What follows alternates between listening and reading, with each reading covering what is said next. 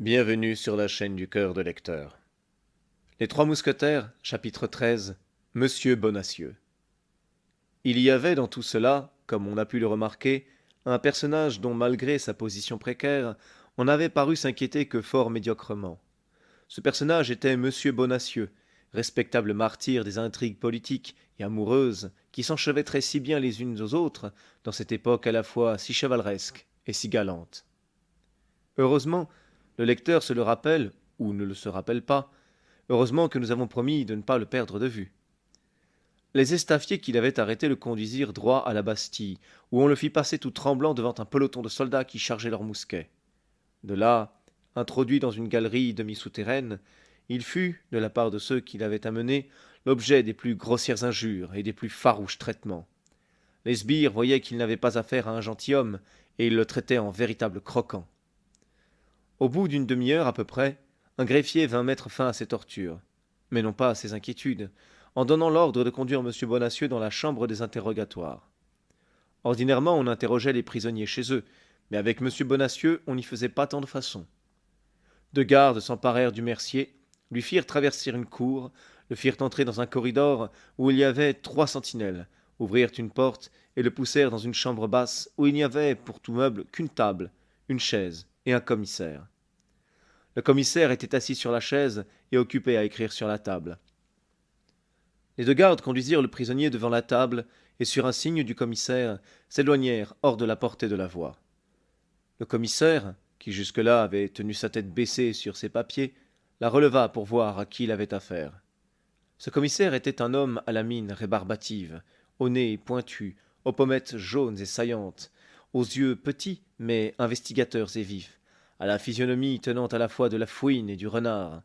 Sa tête, supportée par un cou long et mobile, sortait de sa large robe noire en se balançant avec un mouvement à peu près pareil à celui de la tortue tirant sa tête hors de sa carapace. Il commença par demander à M. Bonacieux ses noms et prénoms, son âge, son état et son domicile.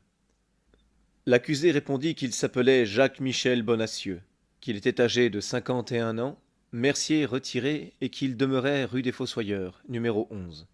Le commissaire alors, au lieu de continuer à l'interroger, lui fit un grand discours sur le danger qu'il y a pour un bourgeois obscur à se mêler des choses publiques.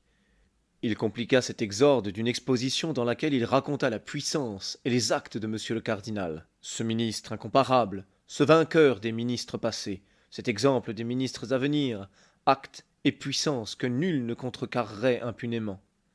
Après cette deuxième partie de son discours, fixant son regard d'épervier sur le pauvre Bonacieux, il l'invita à réfléchir à la gravité de sa situation. Les réflexions du mercier étaient toutes faites. Il donnait au diable l'instant où monsieur de la Porte avait eu l'idée de le marier avec sa filleule, et l'instant surtout où cette filleule avait été reçue dame de la lingerie chez la reine. Le fond du caractère de maître Bonacieux était un profond égoïsme, mêlé à une avarice sordide, le tout assaisonné d'une potronnerie extrême. L'amour que lui avait inspiré sa jeune femme, étant un sentiment tout secondaire, ne pouvait lutter avec les sentiments primitifs que nous venons d'énumérer. Bonacieux réfléchit, en effet, sur ce qu'on venait de lui dire. Mais, monsieur le commissaire, dit-il timidement, croyez bien que je connais et que j'apprécie plus que personne le mérite de l'incomparable éminence par laquelle nous avons l'honneur d'être gouvernés. Vraiment, demanda le commissaire d'un air de doute. Mais s'il en était véritablement ainsi, comment seriez-vous à la Bastille? Comment j'y suis, ou plutôt pourquoi j'y suis, répliqua M. Bonacieux. Voilà ce qu'il m'est parfaitement impossible de vous dire, vu que je l'ignore moi-même. Mais, à coup sûr, ce n'est pas pour avoir désobligé, sciemment du moins, monsieur le cardinal. Il faut cependant que vous ayez commis un crime, puisque vous êtes ici accusé de haute trahison. De haute trahison s'écria Bonacieux épouvanté. De haute trahison. Et comment voulez-vous qu'un pauvre mercier, qui déteste les Huguenots et qui abhorre les Espagnols, soit accusé de haute trahison? Réfléchissez, monsieur, la chose est matériellement impossible. Monsieur Bonacieux, dit le commissaire en regardant l'accusé, comme si ses petits yeux avaient la faculté de lire jusqu'au plus profond des cœurs. Monsieur Bonacieux, vous avez une femme? Oui, monsieur, répondit le mercier tout tremblant, sentant que c'était là où les affaires allaient s'embrouiller. C'est-à-dire, j'en avais une. Comment? Vous en aviez une? Mais qu'en avez-vous fait si vous ne l'avez plus? On me l'a enlevée, monsieur. On vous l'a enlevé, dit le commissaire. Ah. Bonacieux sentit à ce ah que l'affaire s'embrouillait de plus en plus. On vous l'a enlevé, reprit le commissaire. Et savez-vous quel est l'homme qui a commis ce rapt? Je crois le connaître. Quel est-il? Songez que je n'affirme rien, monsieur le commissaire, et que je le soupçonne seulement. Qui soupçonnez-vous? Voyons, répondez franchement. Monsieur Bonacieux était dans la plus grande perplexité. Devait-il tout nier ou tout dire? En niant tout, on pouvait croire qu'il en savait trop long pour avouer. En disant tout, il faisait preuve de bonne volonté. Il se décida donc à tout dire. Je soupçonne, dit-il, un grand brun, de haute mine, lequel a tout à fait l'air d'un grand seigneur. Il nous a suivis plusieurs fois, à ce qu'il m'a semblé, quand j'attendais ma femme devant le guichet du Louvre pour la ramener chez moi. Le commissaire parut éprouver quelque inquiétude. Et son nom? dit-il. Oh, quant à son nom, je n'en sais rien. Mais si je le rencontre jamais, je le reconnaîtrai à l'instant même. Je vous en réponds. Fût-il entre 1000 personnes? Le front du commissaire se rembrunit. Vous le reconnaîtriez entre 1000, dites-vous, continua-t-il. C'est-à-dire, reprit Bonacieux, qui vit qu'il avait fait fausse route, c'est-à-dire, vous avez répondu que vous le reconnaîtriez, dit le commissaire. C'est bien, en voici assez pour aujourd'hui. Il faut, avant que nous allions plus loin, que quelqu'un soit prévenu que vous connaissez le ravisseur de votre femme. Mais je ne vous ai pas dit que je le connaissais, s'écria Bonacieux au désespoir. Je vous ai dit au contraire, emmenez le prisonnier, dit le commissaire aux deux gardes. Et où faut-il le conduire? demanda le greffier. Dans un cachot, dans lequel? Oh, mon Dieu, dans le premier venu, pourvu qu'il ferme bien, répondit le commissaire, avec une indifférence qui pénétra d'horreur le pauvre Bonacieux. Hélas, hélas, se dit-il, le malheur est sur ma tête. Ma femme aura commis quelque crime effroyable. On me croit son complice et l'on me punira avec elle. Elle en aura parlé. Elle aura avoué qu'elle m'avait tout dit. Oh, une femme, c'est si faible. Un cachot, le premier venu, c'est cela. Une nuit est bientôt passée et demain, à la roue, à la potence. Oh, mon Dieu, ayez pitié de moi. Sans écouter le moins du monde les lamentations de maître Bonacieux, lamentations auxquelles d'ailleurs il devait être habitué, les deux gardes prirent le prisonnier par un bras et l'emmenèrent, tandis que le commissaire écrivait en hâte une lettre que son greffier attendait. Bonacieux ne ferma pas l'œil, non pas que son cachot fût par trop désagréable, mais parce que ses inquiétudes étaient trop grandes. Il resta toute la nuit sur son escabeau, tressaillant au moindre bruit. Et quand les premiers rayons du jour se glissèrent dans sa chambre, l'aurore lui parut avoir pris des teintes funèbres. Tout à coup, il entendit tirer les verrous, et il fit un soubresaut terrible. Il croyait qu'on venait le chercher pour le conduire à l'échafaud. Aussi, lorsqu'il vit purement et simplement paraître, au lieu de l'exécuteur qui l'attendait, son commissaire et son greffier de la veille, il fut tout près de leur sauter au cou. « Votre affaire s'est fort compliquée depuis hier au soir, mon brave homme, lui dit le commissaire. Et je vous conseille de dire toute la vérité, car votre repentir peut seul conjurer la colère du cardinal. »« Mais je suis prêt à tout dire, s'écria Bonacieux, du moins tout ce que je sais. Interrogez, je vous prie. Où est votre femme, d'abord? Mais puisque je vous dis qu'on me l'avait enlevée. Oui, mais depuis hier 5 heures de l'après-midi, grâce à vous, elle s'est échappée. Ma femme s'est échappée? S'écria Bonacieux. Oh, la malheureuse! Monsieur, si elle s'est échappée, ce n'est pas ma faute, je vous le jure. Qu'alliez-vous donc alors faire chez monsieur d'Artagnan, votre voisin, avec lequel vous avez eu une longue conférence dans la journée? Ah, oui, monsieur le commissaire, oui, cela est vrai. J'avoue que j'ai eu tort. J'ai été chez monsieur d'Artagnan. Quel était le but de cette visite? De le prier de m'aider à retrouver ma femme. Je croyais que j'avais le droit de la réclamer. Je me trompais à ce qu'il paraît, et je vous en demande bien pardon. Et qu'a répondu monsieur d'Artagnan? Monsieur d'Artagnan m'a promis son aide, mais je me suis bientôt aperçu qu'il me trahissait. Vous en imposez à la justice. Monsieur d'Artagnan a fait un pacte avec vous. En vertu de ce pacte, il a mis en fuite les hommes de police qui avaient arrêté votre femme, et l'a soustraite à toutes les recherches. Monsieur d'Artagnan a enlevé ma femme? Ah ça, mais que me dites-vous là?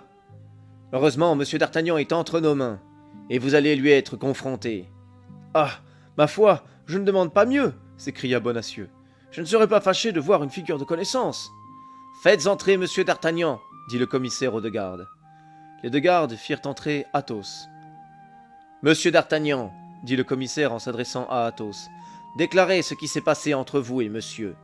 Mais, s'écria Bonacieux, ce n'est pas monsieur d'Artagnan que vous me montrez là. Comment, ce n'est pas monsieur d'Artagnan? S'écria le mousquetaire. Pas le moins du monde, répondit Bonacieux. Comment se nomme monsieur? Demanda le commissaire. Je ne puis vous le dire, je ne le connais pas. Comment? Vous ne le connaissez pas? Non, vous ne l'avez jamais vu. Si fait, mais je ne sais comment il s'appelle. Votre nom? Demanda le commissaire. Athos, répondit le mousquetaire. Mais ce n'est pas un nom d'homme, ça, c'est un nom de montagne, s'écria le pauvre interrogateur qui commençait à perdre la tête. C'est mon nom, dit tranquillement Athos. Mais vous avez dit que vous vous nommiez d'Artagnan. Moi? Oui, vous. C'est-à-dire que c'est à moi qu'on a dit « Vous êtes monsieur d'Artagnan ». J'ai répondu « Vous croyez ?» Mes gardes se sont écriés qu'ils n'en étaient pas sûrs. Je n'ai pas voulu les contrarier.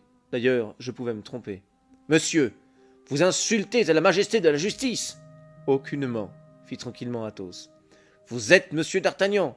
Vous voyez bien que vous me le dites encore. »« Mais, s'écria à son tour monsieur Bonacieux, je vous dis, monsieur le commissaire, qu'il n'y a pas un instant de doute à avoir. Monsieur d'Artagnan est mon hôte, et par conséquent, quoiqu'il ne me paye pas mes loyers, et justement même à cause de cela, je dois le connaître, monsieur d'Artagnan est un jeune homme de 19 à 20 ans à peine, et monsieur en a 30 au moins. Monsieur d'Artagnan est dans les gardes de monsieur des Essarts, et monsieur est dans la compagnie des mousquetaires de monsieur de Tréville. Regardez l'uniforme, monsieur le commissaire, regardez l'uniforme. C'est vrai, murmura le commissaire. C'est pardieu vrai.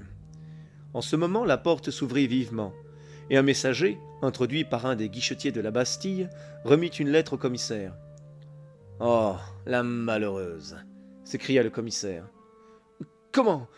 Que dites-vous? De qui parlez-vous? Ce n'est pas de ma femme, j'espère. »« Au contraire, c'est d'elle. Votre affaire est bonne. Allez. »« Ah, ça !» s'écria le mercier exaspéré. « Faites-moi le plaisir de me dire, monsieur, comment mon affaire à moi peut s'empirer de ce que fait ma femme pendant que je suis en prison? Parce que ce qu'elle fait est la suite d'un plan arrêté entre vous, plan infernal.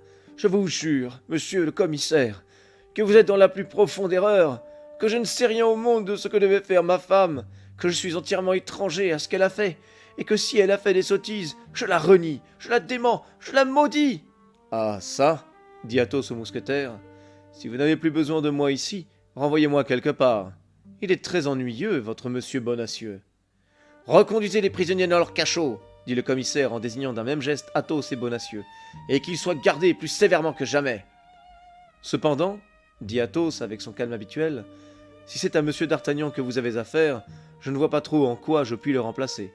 Faites ce que j'ai dit, s'écria le commissaire, et le secret le plus absolu, vous entendez? Athos suivit ses gardes en levant les épaules, et monsieur Bonacieux en poussant des lamentations à fendre le cœur d'un tigre. On ramena le mercier dans le même cachot où il avait passé la nuit, et l'on l'y laissa toute la journée. Toute la journée, Bonacieux pleura comme un véritable mercier, n'étant pas du tout homme d'épée, il nous l'a dit lui-même. Le soir, vers les 9 heures, au moment où il allait se décider à se mettre au lit, il entendit des pas dans son corridor. Des pas se rapprochèrent de son cachot. Sa porte s'ouvrit, des gardes parurent. « Suivez-moi » dit un exemple qui venait à la suite des gardes. « Vous suivre » s'écria Bonacieux. « Vous suivre à cette heure-ci? Et où cela, mon Dieu ?»« Où nous avons l'ordre de vous conduire. »« Mais ce n'est pas une réponse, cela. C'est cependant la seule que nous puissions vous faire. »« Oh, mon Dieu, murmura le pauvre mercier. « Pour cette fois, je suis perdu. » Et il suivit machinalement et sans résistance les gardes qui venaient le quérir. Et il prit le même corridor qu'il avait déjà pris, traversa une première cour, puis un second corps de logis. Enfin, à la porte de la cour d'entrée, il trouva une voiture entourée de 4 gardes à cheval. On le fit monter dans cette voiture. L'exempt se plaça près de lui, on ferma la porte à clé, et tous deux se trouvèrent dans une prison roulante. La voiture se mit en mouvement, lente comme un char funèbre. À travers la grille cadenassée, le prisonnier apercevait les maisons et le pavé. Voilà tout. Mais, en véritable Parisien qu'il était, Bonacieux reconnaissait chaque rue aux bornes, aux enseignes, aux réverbères. Au moment d'arriver à Saint-Paul, lieu où l'on exécutait les condamnés de la Bastille, il faillit s'évanouir, et se signa 2 fois. Il avait cru que la voiture devait s'arrêter là. La voiture passa cependant. Plus loin, une grande terreur le prit encore. Ce fut en côtoyant le cimetière Saint-Jean, où on enterrait les criminels d'État. Une seule chose le rassura un peu, c'est qu'avant de les enterrer, on leur coupait généralement la tête, et que sa tête à lui était encore sur ses épaules.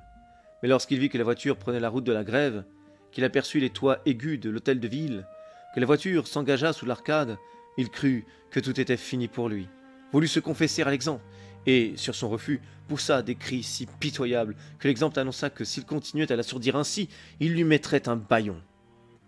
Cette menace rassura quelque peu Bonacieux. Si l'on eût dû l'exécuter en grève, ce n'était pas la peine de le bâillonner, puisqu'on était presque arrivé au lieu de l'exécution. En effet, la voiture traversa la place fatale sans s'arrêter. Il ne restait plus à craindre que la croix du Trahoir. La voiture en prit justement le chemin. Cette fois, il n'y avait plus de doute. C'était à la croix du Trahoir qu'on exécutait les criminels subalternes.